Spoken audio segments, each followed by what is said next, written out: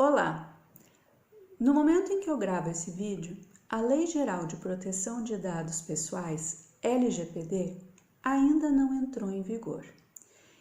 E quando ela entrará, ainda é uma data incerta.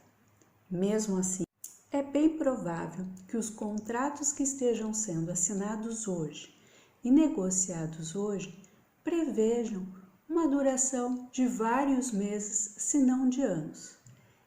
E isso aumenta a possibilidade deste contrato, se hoje ainda não está de acordo com a LGPD, ter que daqui uns meses, nas vésperas do início de vigência da legislação, ser renegociado para ficar adaptado à legislação. Agora você imagina, dentro da estrutura da empresa, do seu negócio, mesmo que você seja um prestador de serviço com uma carteira pequena de clientes, imagina, na véspera da legislação entrar em vigor, ter que rever, repensar todo o seu procedimento interno para descobrir se precisa alterar alguma coisa e implementar isso num curto período de tempo. É uma dor de cabeça incrível, sem contar que os profissionais que sabem fazer esse tipo de adaptação, eles provavelmente vão ser demandados por muitas empresas. Então, a mão de obra tende a ser escassa e quando a mão de obra é escassa, o preço sobe. Muito mais razoável é já começar a olhar para isso agora, quando ainda há tempo e é possível pensar e estudar as diferentes alternativas. Mas vamos por partes. Eu vou trazer alguns exemplos para dar uma ideia do que outras empresas já estão fazendo, mas antes eu queria alertar que esse vídeo ele é um conteúdo bem relevante, não apenas para quem tem negócios, mas para os três públicos que geralmente procuram vídeos sobre LGPD, que são as empresas que já estão pressionadas para se adaptarem à legislação, porque os seus parceiros comerciais precisam. Começou com quem comercializa produtos ou serviços no exterior. A legislação lá fora referente à proteção de dados pessoais já é uma realidade. O Brasil é um dos últimos países a ter uma legislação vigendo a respeito. E não tem como você afirmar que cumpre a legislação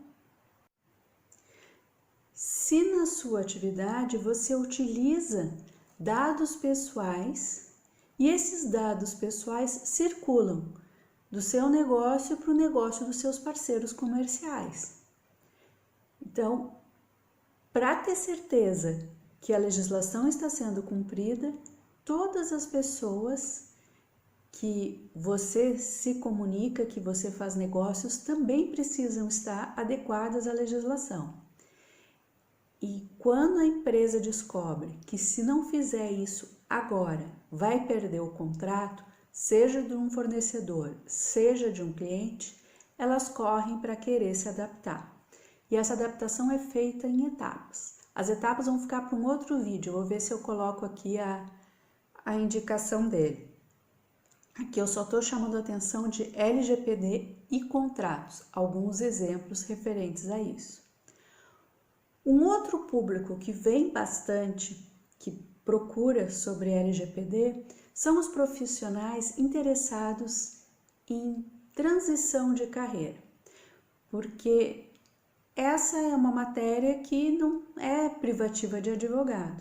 Inclusive, se a empresa for digital, é bem provável que algum profissional da área de TI, um analista de sistemas, por exemplo, tenha uma capacidade de atender mais as demandas da empresa.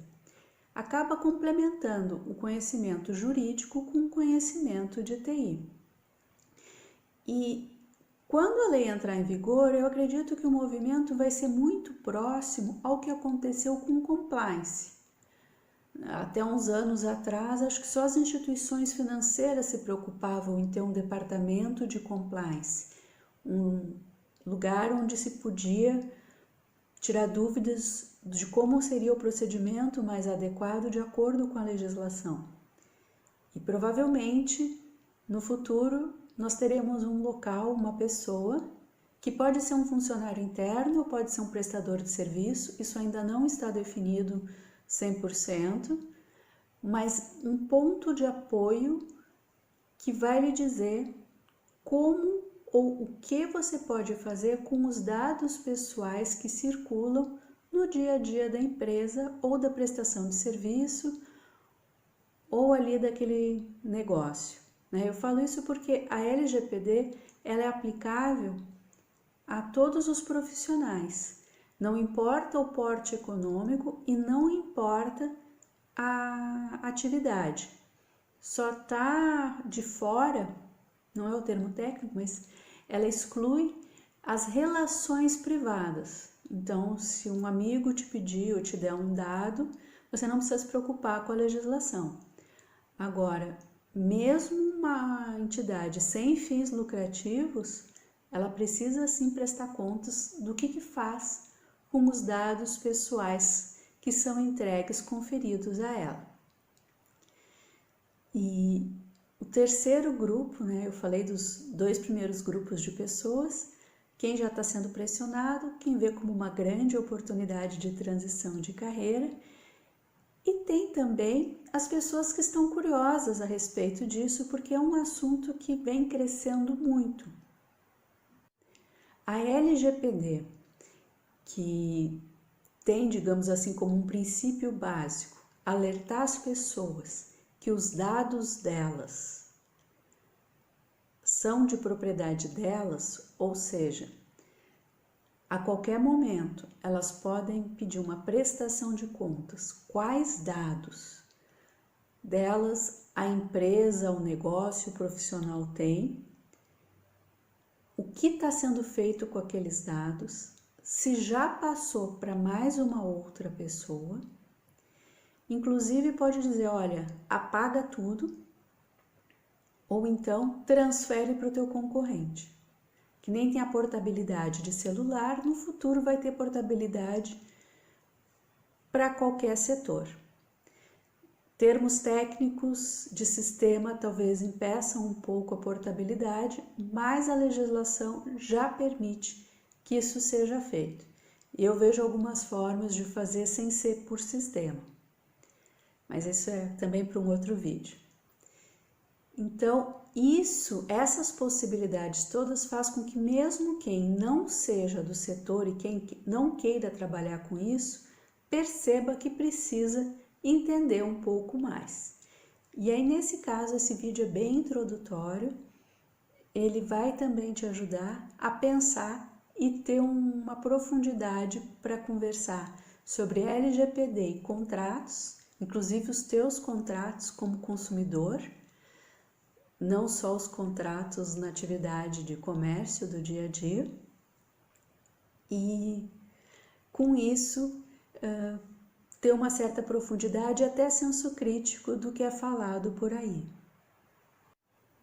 Porque é claro, quem vive de comprar dados pessoais, de vender dados pessoais, empresas que fazem spam, por exemplo. Quem nunca recebeu um e-mail, um WhatsApp, que nunca pediu e vem ali, o seu nome está certo e a mensagem realmente era para você e você nem se lembra como que a pessoa teve acesso àquilo.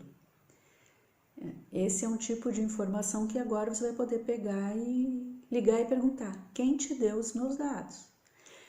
A LGPD acaba sendo uma ferramenta de cidadania. Eu, pelo menos, estou vendo assim, e é um dos motivos pelos quais eu estou tão entusiasmada com essa nova legislação. Anos atrás, quando entrou o Código de Defesa do Consumidor, eu acompanhei bem a transição, o que foi a mudança dos negócios, quando era só Código Civil de 1916, aí entrou o Código de Defesa do Consumidor, que é de 1990, mas levou alguns anos para as empresas poderem se adaptar. Era uma outra época, não havia internet, não havia sistema e a população estava saindo de um período ditatorial, a Constituição de 1988, que começou a dar essa noção às pessoas de que haviam direitos a serem reivindicados. Um cenário bem diferente de hoje. Hoje todo mundo vai lá e registra o descontentamento, joga na rede social. As empresas já têm saque, porque antes nenhum atendimento ao consumidor, ao público existia. Se você quisesse conversar com uma empresa, você escrevia uma cartinha, lápis, caneta e mandava para a caixa postal. Caixa postal era um endereço na agência de correio.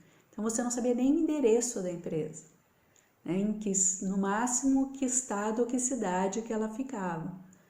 E torcia para que te respondessem, porque também não tinha obrigação nenhuma em te responder. Você ficava no vácuo. Então hoje está bem diferente, provavelmente a LGPD vai ser uma lei que vai pegar e que a população vai participar muito rápido. Quanto pior for o atendimento da empresa, quanto mais invasiva a empresa, e aí eu falo empresa, mas também prestador de serviço, como eu já mencionei antes. Quanto mais incomodada tiver a pessoa, mais ela tende a pegar e mandar um e-mail falando, olha, vem cá, por que você está entrando em contato comigo? O que você está fazendo com as minhas informações? Então, esse é o primeiro alerta, porque é uma mudança de mindset. Os gestores precisam se acostumar que aqueles dados pessoais que hoje são utilizados num funil de venda, por exemplo, ou no marketing, que pode sim acontecer de uma hora para outra essa base de dados diminuir.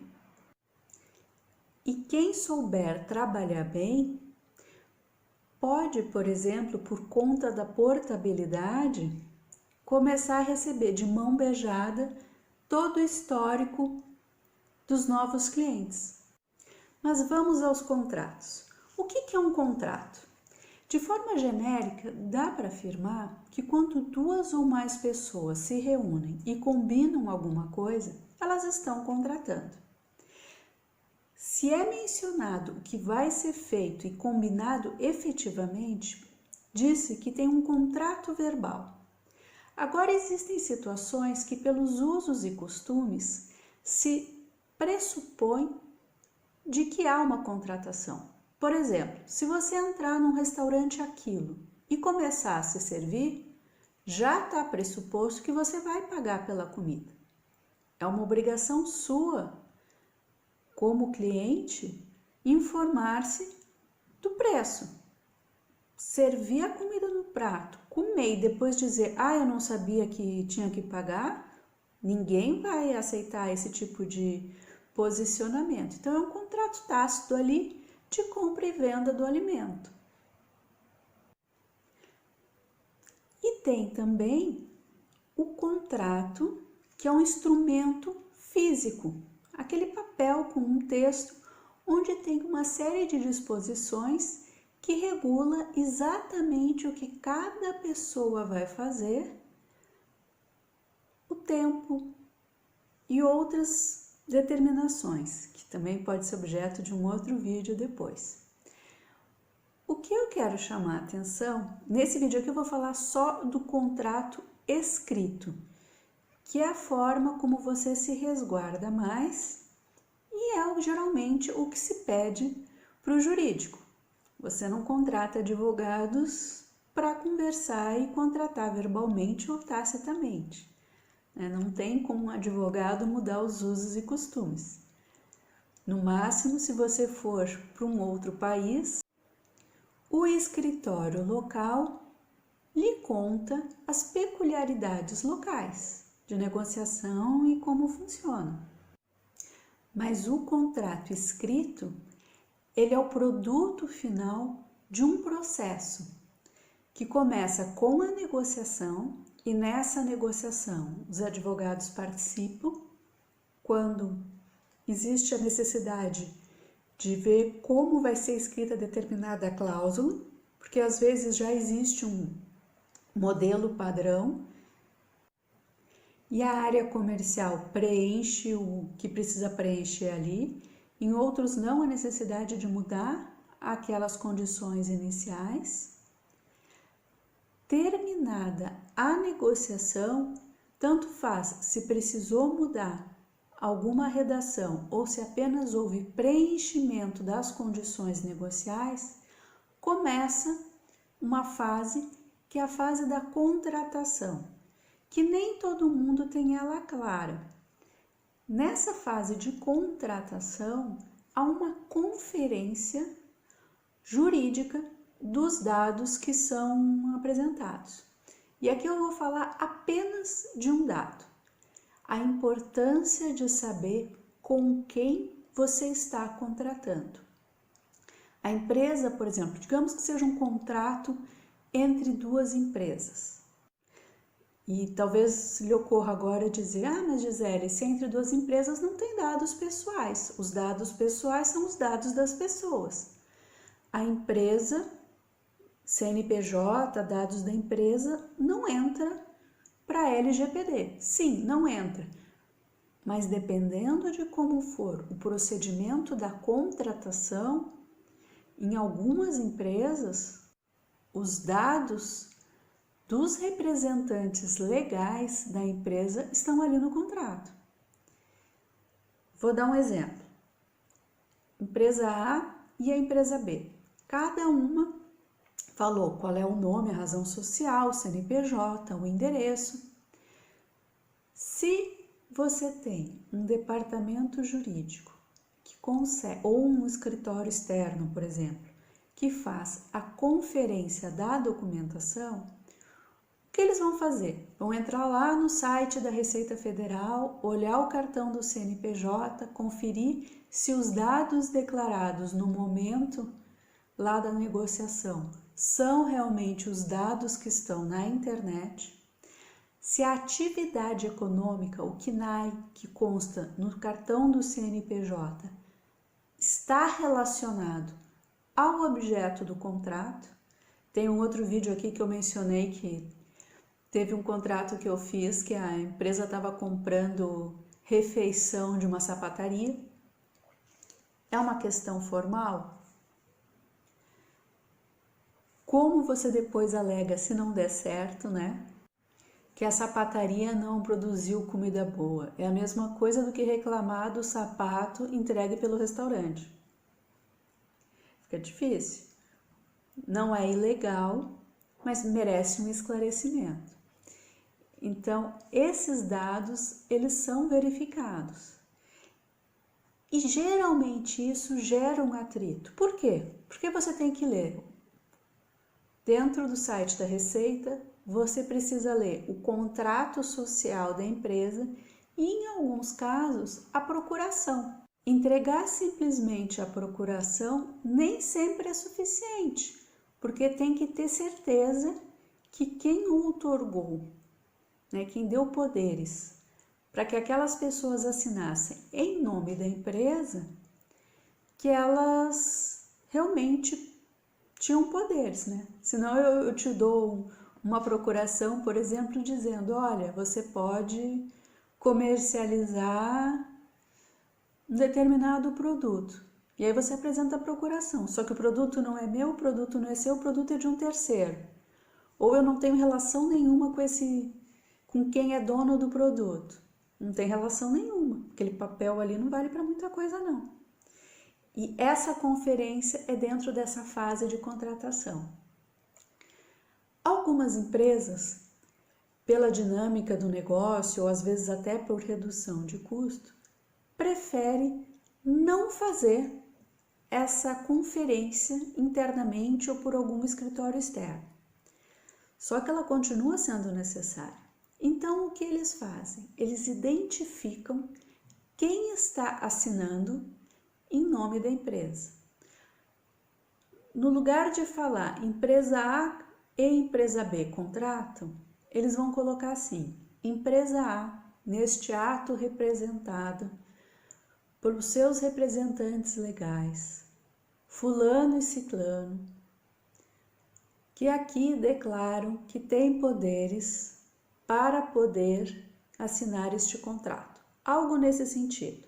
Às vezes isso é uma cláusula, às vezes isso vem... Nos Estados Unidos eles gostam muito de colocar uma declaração junto com a assinatura. Então vem os representantes da empresa e ali do lado a pessoa ainda coloca que ela responde. Existe um meio termo aqui no Brasil que é o reconhecimento de firma. Quando você reconhece firma, vem o nome completo da pessoa, RG e CPF. Só que o reconhecimento de firma, ele é da data em que você reconhece a firma, que dificilmente é a mesma data do contrato.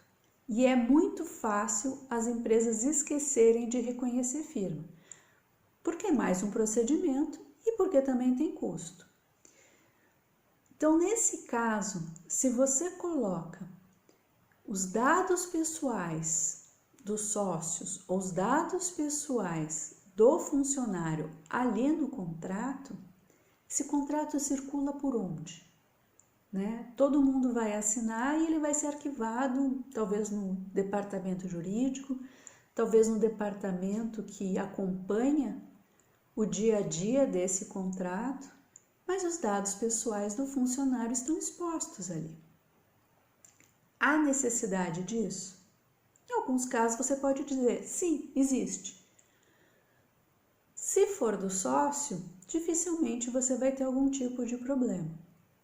Mas se for do funcionário, será que não vale a pena rever o contrato de trabalho para dar a opção do funcionário dizer se quer que seu RG, seu CPF, sua profissão, seu estado civil constem nos documentos da empresa? E como é que você... Tem um outro vídeo, aí eu escrevi lá, tem aqui e eu fiz lá no Instagram também, no IGTV, falando da procuração. O funcionário sai da empresa, os dados dele vão continuar circulando até a empresa definir algum dia mudar a procuração? Então pode ver que mesmo num contrato B2B, entre duas empresas, entre dois CNPJs, pode haver sim uma exposição indevida de um dado pessoal.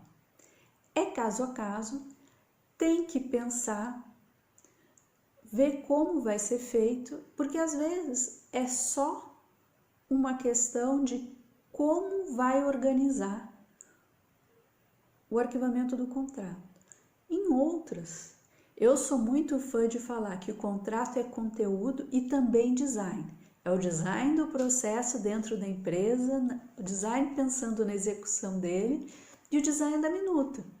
Porque às vezes esses dados podem estar numa folha à parte e essa folha à parte, ela não é escaneada, por exemplo, não vira um PDF que circula pela empresa. Então todo mundo tem acesso ao contrato, mas a página onde tem os dados pessoais dos funcionários que assinam em nome da empresa, isso fica restrito ao jurídico, porque o jurídico precisa saber quem são essas pessoas, porque se o contrato não for cumprido e tiver que exigir, tanto judicialmente ou numa arbitragem, numa mediação, vai precisar do contrato inteiro. Agora, será que um departamento de obras, um departamento de compras precisa saber quem é a pessoa?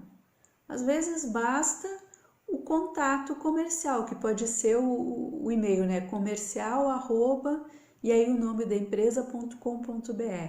Isso não é dado pessoal. Agora, se você colocar o nome completo do funcionário e colocar mais outras características, porque dado pessoal é tudo que identifica o indivíduo ou torna o indivíduo identificável. É claro que é um caso a caso, né? E aqui eu não estou substituindo os meus colegas advogados, estou comentando o dia a dia, mas para ajudar a pensar no processo. Não tem uma resposta 100%. E se houver um sistema onde são implementadas essas informações do contrato, quais são os campos que ficarão abertos e quem coloca esses dados no sistema? Às vezes a solução é muito simples, o pessoal fica apavorado, mas assim, é incrível. Eu vou trazer um exemplo que talvez você já tenha percebido, mas até um tempo atrás, e aí é que eu vou trazer do marketing digital, que eu acredito que esteja crescendo bastante, né? O marketing digital utiliza a internet como um canal de vendas. Geralmente existe um funil de vendas, você atrai o maior número de pessoas e conforme a pessoa vai caminhando com você, você vai peneirando até que você vende. E o início desse funil de vendas é conseguir um dado da pessoa, o e-mail ou o WhatsApp. Por quê? Porque você quer continuar o relacionamento com essa pessoa. Ela passou na frente da página, o Facebook, o Google já sabem que você está gostando daquele assunto, você começa já a receber informação referente àquele assunto. Mas as empresas que vendem, o nome que se dá é lead, L-E-A-D-S. Então todo mundo fica a mil atrás da tal da lead. Todo mundo quer o seu e-mail ou quer o seu WhatsApp para continuar conversando com você e você ter certeza que quer comprar o produto deles. Porque quanto mais também você conhece o que eles estão oferecendo, mais difícil de você não gostar quando compra. Então, vai ter uma opinião positiva, talvez recomendando para outras pessoas, e menor probabilidade de encher o saco no atendimento ao cliente querendo dinheiro de volta ou arranjando algum tipo de confusão. E eu tô falando isso por quê? Porque até uns anos atrás, ou quando começou essa questão do funil de vendas, o que eles perguntavam? Nome completo, e-mail, nome da empresa, porte da empresa, setor da empresa, às vezes também o seu cargo. Alguns não aceitam e-mail tipo Hotmail, Gmail, tem que ser e-mail corporativo. E aí, a partir dessas informações, é que eles te dão algo a mais relacionado ao produto ou ao serviço deles. Um infoproduto, um e-book, um gráfico, alguma inscrição numa palestra, né? Isso todo mundo faz, eu também já fiz. Só que, de um tempo para cá, se você perceber, algumas páginas de captura, que é essa que pede o lead, estão pedindo só e-mail, ou estão falando e-mail e WhatsApp. Outras colocam assim, primeiro nome. Por quê? Se a pessoa só te dá o primeiro nome, você ainda não consegue identificar o indivíduo, ou o indivíduo não pode dizer que ele é identificável. E se ele não é identificável, não tem como ele te ligar exigindo prestação de contas do que faz com os dados. Eu posso pegar a legislação inteira e ficar ticando cada um dos itens para ver se está enquadrado. Mas se você pensar na lógica do processo, se eu escrever lá Gisele e colocar um e-mail, quantas Giseles existem no mundo? Você não sabe qual é a minha profissão, não sabe nenhuma informação a meu respeito, né? Então, eu não sou identificada com o meu e-mail e com o meu primeiro nome, nem sou identificável. Você vai poder saber que eu sou uma mulher, mas existem nomes que não dá para saber se é mulher ou se é homem. E essa questão de gênero está sendo considerada na legislação como um dado sensível. Porque você está falando do seu produto, do seu serviço, ou você está querendo manipular a pessoa de acordo com o que você acredita que ela pensa ou que ela age? É claro que é diferente você conversar com alguém de uma cidade de grande porte e alguém de uma cidade do interior. Assim como diferentes hobbies ou interesses. Mas eu acredito que essa questão da persona, que é o avatar, que é a identificação de quem está interessado no seu produto, vai ter uma grande reviravolta. Só que para termos jurídicos, pensando em processo, a lide está ali. Internamente, quem trabalha com marketing digital, parando de exigir determinadas informações, não conseguindo mais identificar o indivíduo, pode saber perfeitamente que aquele e-mail, aquele IP, aquele equipamento é utilizado por alguém que visitou a página, que tem interesse naquele produto ou serviço que está sendo ofertado, ou naquele conteúdo que é relacionado ao produto ou serviço. Mas não precisa criar mais nada em relação a procedimentos internos. Os dados não são considerados dados pessoais para efeito da LGPD. Isso é algo extremamente simples de ser feito, talvez mude o criativo do marketing, mas para efeitos jurídicos, nenhum investimento é necessário. É só tirar ali essas páginas, você coloca quais informações você quer, então é só tirar o que você quer perguntar. De repente você até pode substituir por uma pergunta mais genérica.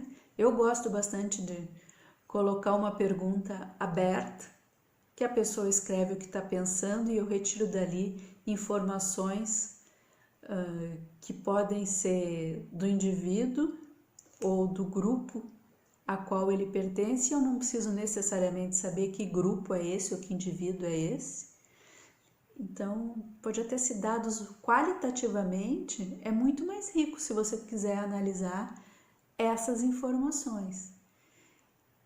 E está adaptada à legislação. Não mudou o processo, não precisou investimento em tecnologia e vida que segue. Então, eu acho que para uma visão geral, esse é um bom exemplo do quanto já se deve pensar hoje em cumprir a legislação, mesmo que essa legislação ainda não esteja em vigor. Esse período de adaptação, ele é muito útil e permite que se implemente testes para já começar a ver se tiver alguma necessidade de alteração, já alterar agora, que não tem risco de levar multa. Porque a multa por descumprir a LGPD, ela pode chegar a 2% do faturamento anual, considerando o período do ano anterior. Isso é um resultado terrível. Fora suspender as atividades até resolver o que não está sendo cumprido. E eu acredito que esse exemplo, ele também consegue te deixar claro o quanto, eventualmente, uma empresa que tem um canal de vendas na internet não precisa necessariamente de um profissional que domine tecnologia, domine informática, para conseguir adaptar à legislação. Porque o canal de vendas na internet não torna a empresa digital. Eu vejo às vezes esse tipo de confusão, pessoa porque está vendendo por WhatsApp ou porque fez adesão ao marketplace de venda de comidas, fala, não, agora eu sou digital. Não. Você passou a ter um novo canal de vendas Este novo canal de vendas exige alguns cuidados que você não precisava ter antes, mas para ser digital, a tecnologia tem que estar presente e ser a base de tudo. Se você consegue funcionar sem internet, pensando nesse período agora da pandemia, se naturalmente seria possível entregar o seu produto ou seu serviço sem esse canal de vendas na internet, você não é uma empresa digital, você tem apenas um canal de vendas. E falando em pandemia, quase que eu me esqueço, mas se ocorreu na sua empresa ou na sua prestação de serviços que você passou a trabalhar em casa, provavelmente você já teve que rever algumas rotinas. Então está muito fresca essa situação na sua cabeça ou na cabeça da sua equipe e é um momento muito rico para aproveitar. E já que está todo mundo se adaptando tanto ao que é feito em casa quanto no retorno à empresa, né, ao espaço físico da empresa, se é que isso vai acontecer, porque algumas empresas estão preferindo diminuir a sua área de trabalho presencial, estão preferindo o trabalho remoto dos funcionários. Seja lá o que você decidir, nessa decisão da empresa, ela tem sim que considerar a proteção dos dados pessoais dos clientes e dos funcionários. Esse era o recado desse vídeo. Se tiver algum complemento, alguma dúvida, por favor, deixe aqui nos comentários. É isso que acaba gerando ideias para novos vídeos. Eu geralmente acabo fazendo com base no que eu vejo no dia a dia, mas com certeza fica muito melhor quando tem a participação de quem está assistindo. E escreve aqui, não precisa mandar direct lá no Instagram não, porque às vezes eu não vejo, tá bom? Quer dizer, eu vejo, mas demora um pouco o direct, o comentário, um ajuda o outro. Era isso, até o próximo vídeo.